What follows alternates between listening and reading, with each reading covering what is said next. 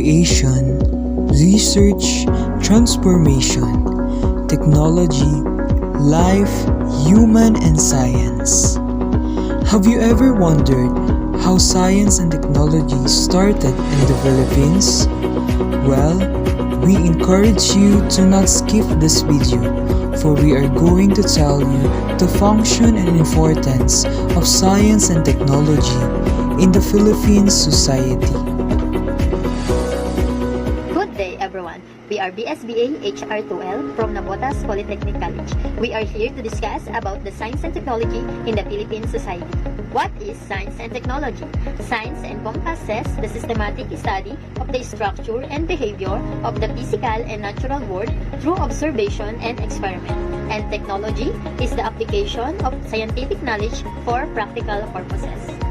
The essence of how science and technology contributes to the society is the creation of new knowledge and then utilization of that knowledge to boost the prosperity of human lives and to solve the various issues facing society. Philippine society is the unique blend of diversity and homogeneity. Forces of assimilation have constantly worked to overcome cultural differences between the various ethnic groups that are scattered, sometimes in relative isolation throughout the archipelago.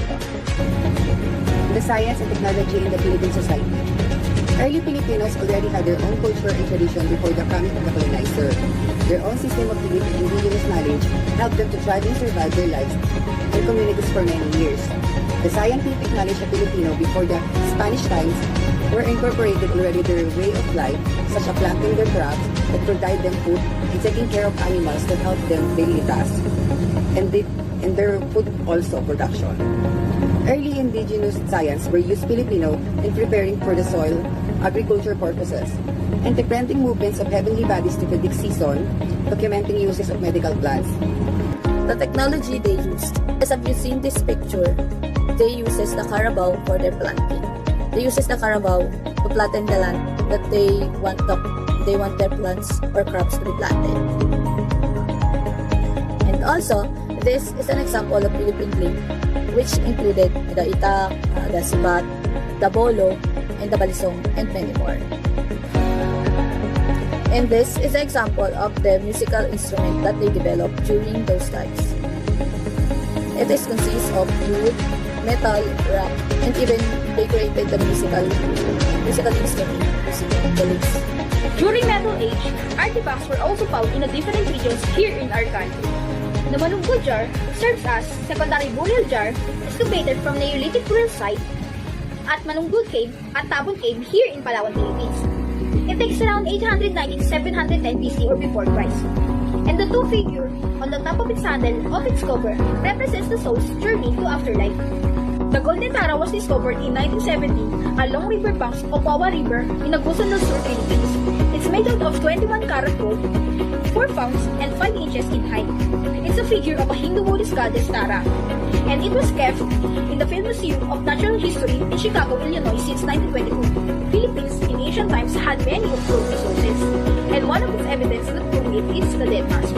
Theories about dead mask is that ancient Filipino used it to cover the face of their dead body or their dead body's relatives because it believes it drives away evil spirit and prevents it from entering the dead body. When the Spaniards colonized the country, they brought them with their own culture and practices. They established schools, introduced the concept of subjects and disciplines. It was the beginning of formal science and technology in the country. Life during the Spanish era slowly became modernized. The Filipino developed ways to replicate the technology brought by the Spaniards using indigenous materials. The galleon trade has brought additional technology development, although it is only beneficial for the Spaniards. These trades allowed other ideas, crafts, schools, culture practices, technology, and Western practices to reach the country. Although the country is blessed with developments, the superstitious beliefs and the Catholic doctrines and practices during the Spanish era halted the growth of science in the country. The period of Americans' colonialization of the Philippines lasted for 48 years. In industry, The Philippines also prospered under the American rules. Coconut oil mills, cigars, cigarettes, factories, and rope factories also established all throughout in the Philippines. The progress of science and technology in the Philippines was continued under the American rule. The Philippines Commission established the Bureau of Government Laboratory, which was placed under the Department of Interior. The Bureau replaced the Laboratorio Municipal, which was established under the Spanish colonial era. Science during the American period was inclined towards agriculture, food processing, medicine, and pharmacy. Not much was focused given the development of industrial technology due to the free trade policy in the United States. World War II caused greater destruction than any other war in history. The war took the lives of about 17 million soldiers and an even greater number of civilians, who died as a result of bombings, starvations, and deliberate campaigns of mass murder. The war also ushered in the atomic age and was quickly followed by the collapse of the wartime alliance between the United States and the Soviet Union and the beginning of the Cold War. During World War II, African American waged battles on two fronts. They helped the country win the war overseas and pressed for equal rights at home. This dual struggle for victory against fascism and discrimination known as the Double B Campaign is examined in Nell Wynn, The Afro-American and the Second World War in 1979. Science and technology hold the key to progress and development of any nation. Technology plays a fundamental role in wealth creation, improvement of the equality of life, and real economic growth and transformation in any society. The Philippines, like more developing countries, has long relied on official development assistance or foreign aid to finance economic growth. Reparation money from Japan was also concentrated on building highway and providing technological training in human resources development in the country. Since the establishment of New Republic, the whole nation has been focusing on using limited and improving its scientific and technological capability. It has explored the use of ODA or Overseas Development Allocation from different countries to help the country to improve in scientific productivity and technological capability. Through ODA, Japan has helped construct and improve infrastructure of the Philippines. This includes major arterial highways, bridges, airports, railways, and ports. Human resource development is at the heart of this effort, focusing on producing more engineers, scientists, technology experts, doctors, and other professionals in the country. It is a way to expand further and make our world more effective by practicing those persons that mentioned a while ago, the professionals, to further enhance and expand our learnings and lifestyle with the help of science and technology. The development of science and technology in the Philippines, based on its rich history, is shaped by several factors and influences. Like in the history of science in other countries, it is always shaped by human and social activities, both internal and external. Internal influences are survival, culture, economic activities. The external influences are foreign colonizers, trade with foreign countries, international economic demand. Science and technology may have significant impact in the lives of the people in the country in the development of Philippine history. However, improving the quality of education in our country still remains as a big challenge. School science graduated education is improving slowly. There are only few students who enrolling in the science and technology courses. In our country, this is the big challenges because most of the few students afraid to enroll science and technology. For them, it is difficult to study. So that we need to motivate them to enroll in this class. Science has a specific role in our lives. This is the variety of function for benefits of our society, creating new challenge and increasing the quality of our lives, promoting them to be a role model of society.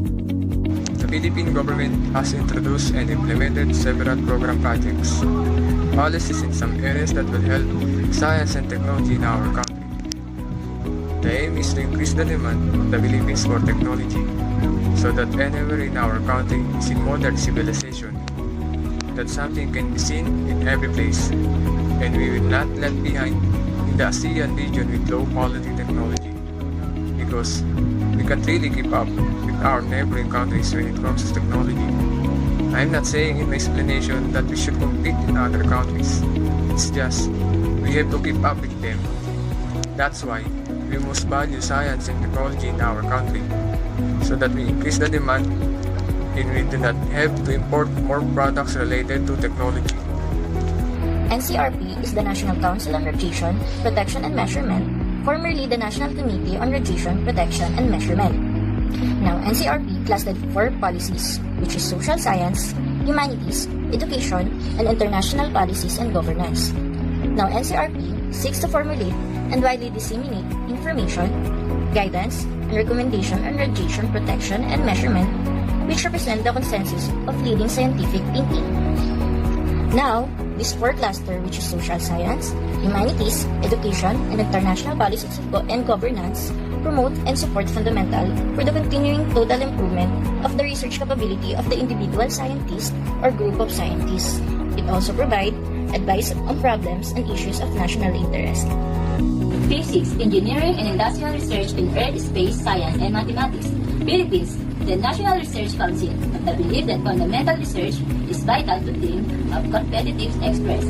In the ASEAN 2015 framework, commitment to basic scientific research by ASEAN members can help ensure the capability of ASEAN members, emphasizing their economic, social, political, and technological primacy in the Asia-Pacific region. Thus, the challenge is how to integrate the basic sciences in the general blueprint of development of national policies and initiatives during the National Consultative Workshop. The participant repeated the indispensability of basic research and the policy recommendation. The NRC will take all its 13 scientific division group into 4 clusters in a nationwide discussion, each of which identify specific priority areas and issue and lab in these areas. Medical chemistry can be considered a narrower field than pharmaceutical chemistry because its focal points is the chemistry of drugs from new medicine to illicit substance. Pharmaceutical chemistry, on the other hand, studies drug and drug discovery, and it covers the process of taking drugs to market. Biological sciences, agriculture, and forestry, protecting and conserving biodiversity of full implementation of existing laws. Republic Act No. 9147, also known Wildlife Resources, Conservation and Protection Act. This law aims conserve and protect wildlife resources and their habitats. And then use of biosafety and standard model by Asian countries. The use of biosafety and standard model by Asian aims to determine the 10 parameters of harmonization for promoting indigenous knowledge systems and indigenous peoples' consideration. Disseminating diversity of indigenous knowledge may lead into, once enlightened, this system help other people to understand various tradition and culture of our ancestors. And then formulation of common food and safety standards. It is vital to understand about food safety standard to maintain safeness of food being served to humans. These are also other existing programs supported by the Philippine government through the DOST. Some of the projects are the following: providing funds for the basic research and patents related to the science and technology. Funding the research and projects are also from the Overseas Development Aid. Providing scholarship for undergraduate and graduate studies of students in the field of science and technology. Saloma 2015 pointed out that the country needs to produce more doctoral graduates in the field of science and technology. Establishing more branches of the Philippine Science High School system for training young Filipinos in the field of science and technology. Balik Scientist Program to encourage Filipino scientists abroad to come home and work in the Philippines or conduct research and project in collaboration with Philippine-based scientists. Establishment of National Career Excellence.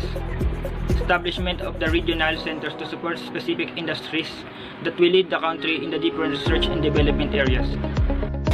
The K-12 system stands for from kindergarten to 12th grade. This equates roughly to a school starting age of around 5, through to grade 12 at around the age of 18. This system is broken down into 3 stages: elementary school, middle school, and high school. What does the STEM mean? STEM is a common abbreviation for 4 closely connected areas of study: science, technology, engineering, and mathematics. The fields are often associated due to the similarities that they share both in theory and practices. The Commission of Higher Education is the key agency mandated to promote quality higher education and to ensure accessibility to those who may not be able to afford it. It ensures that the country human capital stay competitive by upholding academic freedom and fostering intellectual growth. Let's continue. CHID's offering to grant and aid program, tulong-tulong scholarship to support college students and financial aid needed to pursue their academic dreams. Filipino citizens are eligible to apply this CHID tulong-tulong scholarship program. The program offers the needed financial help for college enrollment for the student. Other CHID offer includes fall in half merits scholarship assistance program and student loan program under the Study Now, Affiliator Plan or SNPLP. Development policy in the Philippines. The Philippines Congress was created by this law related to science and technology, which will serve as a legal framework of science and technology. Here, the formulation of science and technology policies influenced by many variables. The national goal, a federal system for the funding and maintenance of world-class science, contribute economic growth, innovation, and advancement of national goals in space exploration, defense, energy security, nature, and health. The international treaty.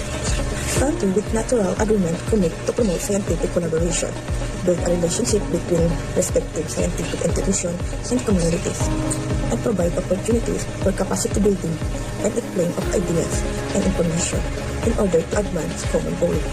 The legal framework. Establish federal law to enrich development, science, and technology, to build competence and change. Strength cooperation and interaction with the public and private sector as companies. Our scientific and technology activities. Our famous Filipinos in the field of science. Number 1 is Mr. Ramon Cabanos Barba. He was born on August 31, 1939 in San Nicolas, Ilocos Norte, Philippines. He studied in the University of the Philippines, Los Baños. His occupation was horticulturist, and his award was National Scientist of the Philippines. He was a Filipino inventor and horticulturist, best known for inventing a way to induce more flowers and mango trees by using ethyl and potassium nitrate. Number 2 is Mr. Josefino Casas Comeso. He was born on September 21, 1940 in Narvacan, Philippines. He studied in University of the Philippines in 1962. He earned his Master of Science degree in Physics from Florida State University, and he was a Doctor of Philosophy degree in Physics from the University of California at Los Angeles. Mr. Comeso began his career as a scientist at Philippine Atomic Research Center in 1962.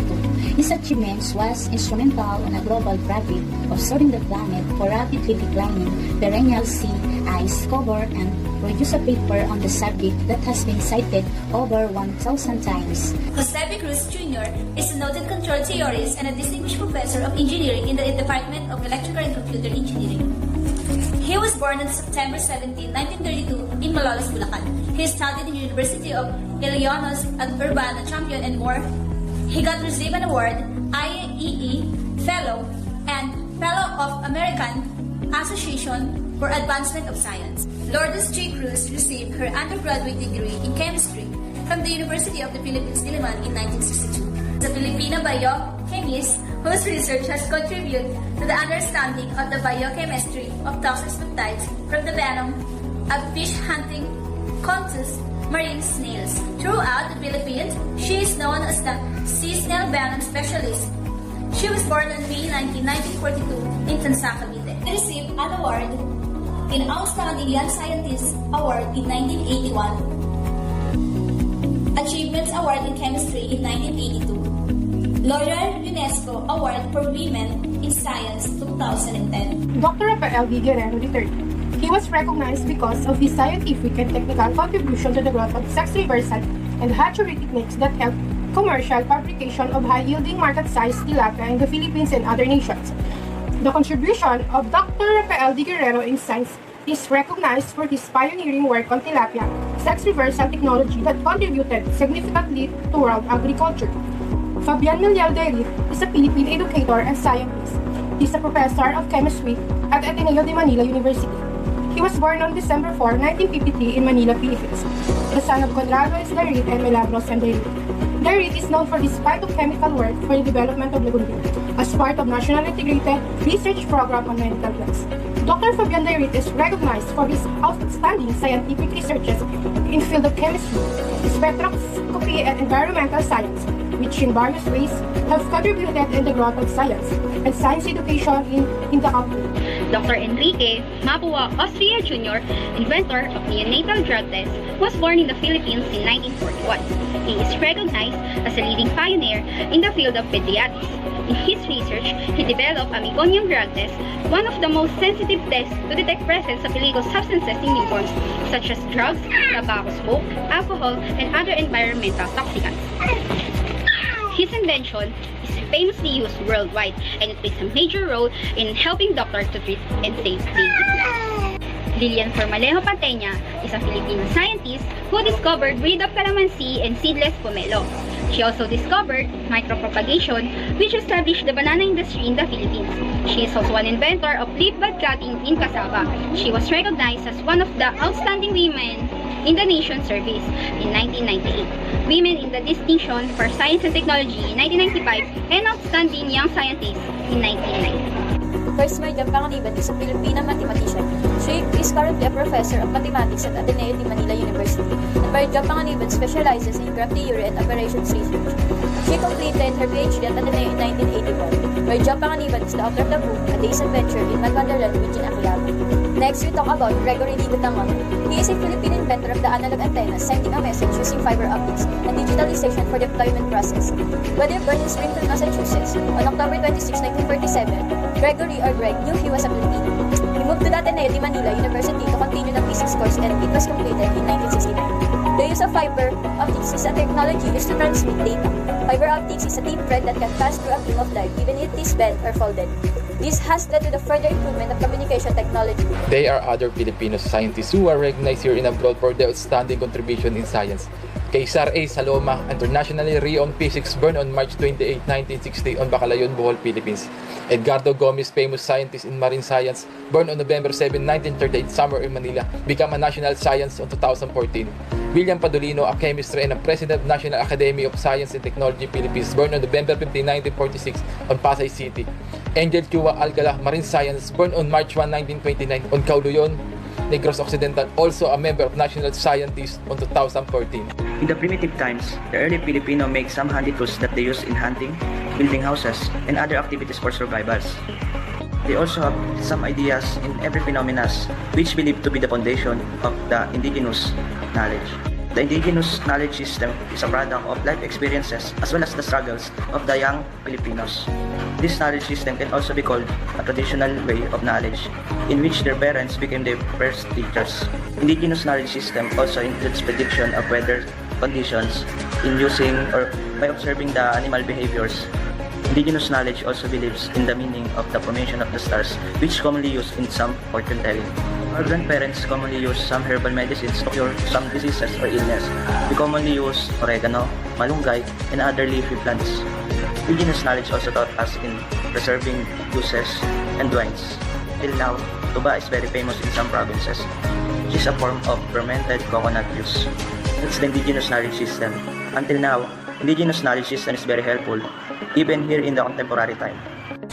Indigenous science is something that is noted to be developed independent from Western science. However, to actually understand it, one needs to know what the word means at first. It's essentially a combination of two words, which is indigenous and science. Indigenous meaning the beliefs and understanding of people in a local place in regards to their association to it, and science, which is, as you know, is a systematic approach of using upon things using the scientific method. This particular concept, however, includes a wide array of knowledge, expertise, and general know-hows over the development and the environment they are from. Let's say, for example, how they conduct agricultural practices and how they deal with the natural phenomena. Ogawa from 1995 also claimed that it is something collectively lived in and experienced by the people of a given culture. So, in short, it is a sort of a localized science, but still applies scientific knowledge to situations in regards to what they need to do and what they believe we must do. According to Polytechnic, 2004, indigenous science includes everything from metaphysics and philosophy, and various practical technologies and practices by indigenous people, both past and present. Native science is a broad term that can include metaphysics and philosophy, art and architecture, practical technologies and agriculture, as well as ritual and ceremony practiced by indigenous peoples past and present. More specifically, native science encompasses such areas as astronomy, farming, plant domestication, plant medicine, animal husbandry, hunting, fishing, metallurgy, geology, studies related to plants, animals, and natural phenomena, yet may extend to include spiritually, community, creativity, and technologies which sustain environments and support essential aspects of human life. Mauricio Carino was elaborate this idea by explaining that science is part of culture and how science is done largely depend on the cultural practices of the people. Indigenous science relate to both the science knowledge of long precedent, usually oral culture people, as well as the science knowledge of all people who as participants in the culture are affected by the worldview in relativist interest of their home community. Mauricio Carino was born in Rome, Italy on March 23, 1938. Mauricio Carino was MD degree in University of Naples in July 1962. Mauricio Carino is co-author about 90 publications in international scientific journals and more than 100 scientific reports and editor in several books. Indigenous belief also developed consisting by scientific attitude. This core scientific attitude is composed by motivating attitudes, cooperating attitudes, practical attitudes, reflective attitudes. These four cultural beliefs can give good foundation for developing our positive mind, forward learning, and doing science and bringing science in a personal level. It is important because we can apply this to ourselves or other people, and they use it in everyday lives. This four attitude is very important. Founded in 2005, Indigenous Science College is to develop diverse structures and contest through the interplay between the society and the environment. Greg Tapios Pangdin is his full name, is an associate professor at the Department of Human and Family Development Studies at the College of Human Ecology, Place Specific Research Management, and land practices important for environmental, health and tribal and federal lands. We record greater recognition and support sa tribal, consultative and participation in the co-management, protection, and restoration of our ancestral lands. According to Coon 1962 development, ancestors are characterized by continual competition between a number of distinct beasts of nature, each partially derived from and all roughly compatible with the dictates of scientific observation and method. Thomas Samuel Kuhn, his full name, is one of the most influential philosophies of science of the 20th century, perhaps the most influential. Indigenous science uses science process skills such as observing, comparing, classifying, measuring, inferring, communicating, and predicting. Observing is the skills used in gathering information. Observation are the statement of what you see, taste, hear, and feel. Comparing is the ability to recognize the similarities and difference of the things being observed. Classifying is the skills of grouping objects or phenomena. Things may be classified according to size, weight, color, texture, or other properties. Measuring uses tools and instruments to find out how long or heavy it is. Inferring is the skills of making wise interpretation of a set of observation. Communicating is expressing ideas in many forms, such as orally, in writing, or with graphs. Predicting is the process of using past observation or data along with other kinds of scientific knowledge to forecast events. Indigenous science is guided by the culture and the community values, such as the following. First, the land is the source of life. It is a precious gift from the Creator. As we all know that our lives depends on our environment, because here we get on our needs in our daily lives. Also, Indigenous science depends on the things in our nature. Second, the earth is revered as Mother Earth. It is the origin of their identity as people, because our earth cares and protects us, as well as it provides our daily needs in our lives. So that's why we repeat it as our Mother Earth. Next is, all living and non-living things are interconnected and interdependent in each other. Tells us that all things in our world has a relationship and purpose for each other. Next one is, human beings are steward or trustee of the land and other natural resources. They have given a responsibility to preserve it.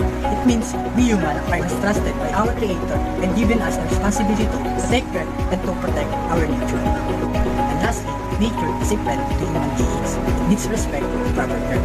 Nature helps us a lot. We must respect and take care of it. because otherwise the effect is enormous. Indigenous science is composed of traditional knowledge practiced and valued by people and communities, such as ethnobiology, ethnomedicine, indigenous farming methods, and folk astronomy. Pavilion developed a simple framework for understanding indigenous science. Accordingly, indigenous science is composed of traditional knowledge that uses science process skills and guided by community values and culture. Hope you understand and it gives some information. On behalf of BSBA HR2L, thank you and God bless.